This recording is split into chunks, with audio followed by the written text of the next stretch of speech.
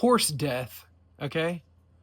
Watch you a movie with some horse death. It's the last day of November. Here's everything I watched this month. For almost a year now, I've been adapting my last short film into my first feature film, and it is almost done. Every time I watch it, it feels more like a movie. There are too many movies to watch, okay? There are too many fucking movies. But one of my favorite feelings is when I know it's time to finally sit down and watch a classic that you've just overlooked.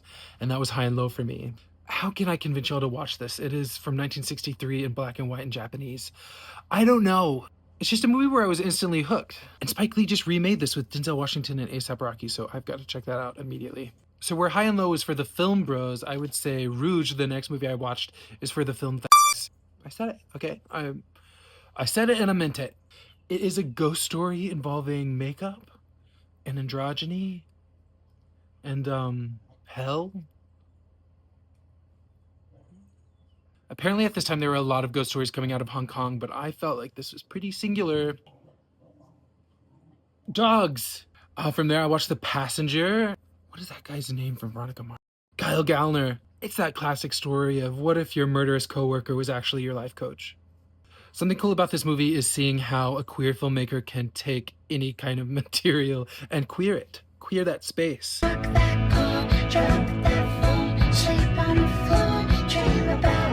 And Johnny Birchtold is really pretty. Then I watched my found footage again. Again, just constantly editing, rendering, and then trying to watch the whole thing and seeing what is working. Real Life, directed by Albert Brooks, I believe 1979, late 70s. How do I explain Real Life? Okay, Albert Brooks plays himself. He wants to make a movie about a real American family. He's tired of the melodramas.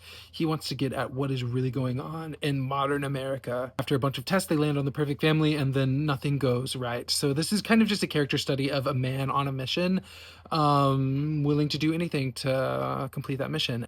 It's one of the funniest movies I've seen in a very long time. Pretty much everything Albert says in the last 20 minutes of this movie made me laugh out loud, and I'm not just like the easiest laugher. That's not true. I laugh pretty easy, but I was laughing, promise you. You'll laugh. Horse death, okay? Watch you a movie with some horse death.